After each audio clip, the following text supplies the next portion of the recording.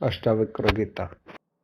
पहले जो कहानी अष्टावक्र गीता से पहले, उस प्रश्न उत्तर से पहले वह मोटी मोटी आपको बता देता हूँ। एक समय राजा जनक घूमने गए थे। राह में अष्टावक्र जी को आते हुए देखा। उन्होंने घोड़े से उतरकर ऋषि को साष्टांग प्रणाम किया, परंतु ऋषि के शरीर को देखकर राजा के चित्त में यह घृणा उत्पन्न हुई कि परमेश्वर ने इनका कैसा कुरूप शरीर रचा है। ऋषि के शरीर में 8 कुंभ थे। इसी से उनका शरीर देखने में कुरूप प्रतीत होता था, और जब वे चलते थे तब उनका शरीर 8 अंग से वक्र यानी टेढ़ा हो जाता था। इसी कारण उनके पिता ने उनका नाम अष्टावक्र रखा था। वे आत्मज्ञान में बड़े निपुण थे और योग विद्या में भी बड़े चतुर थे, एवं उन्होंने अपनी विद्या के बल से राजा के चित्त की घृणा को जान लिया, और उन्होंने उस राजा को उत्तम अधिकारी जानकर कहा, हे राजन, जैसे मंदिर के टेढ़ा होने से आकाश टेढ़ा नहीं होता है, और मंदिर के गोल की वह लंबा होने से आकाश गोल की वह लंबा नहीं होता है, क्योंकि आकाश का मंदिर के साथ कोई संबंध नहीं है। आकाश निरवध्य है और मंदिर सावयव।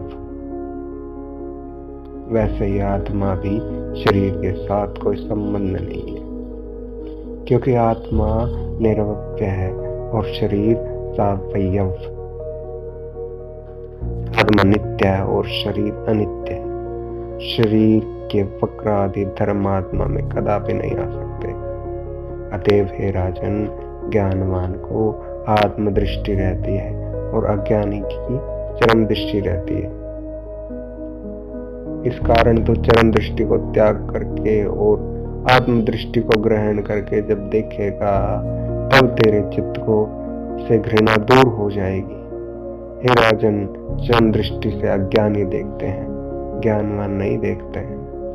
ऋषि के अमृत रूपी वचनों को सुनकर राजा के मन में आत्मज्ञान को प्राप्त करने की उत्कृष्ट इच्छा उत्पन्न हुई। अतएव राजा ने ऋषि से प्रार्थना की, हे राजन, आप मेरे घर को पवित्र कीजिए और कुछ दिन वहां पर निवास करके मेरे चित्त के संदेहों को दूर करके मुझे भी आत्मदृष्टि को उत्पन्न कीजिए। तदनुसार ऋषि जी ने राजा की प्रार्थना को स्वीकार किया और राजा के साथ चले आए। उसके बाद राजा अपने घर में एक उत्तम स्थान निश्चित करके एक सिंहासन लगाकर बड़े सत्कार से उसके ऊपर ऋषि जी को बिठाया, और राजा अपने चित्त के संदेह को पूछने लगा और अष्टावक्र जी उनका उत्तर देने लगे। इन प्रश्न उत्तरों के द्वारा अज्ञान का निराकरण और ज्ञान का उदय हुआ। वही ज्ञान अष्टावक्र गीता कहलाया। धन्यवाद।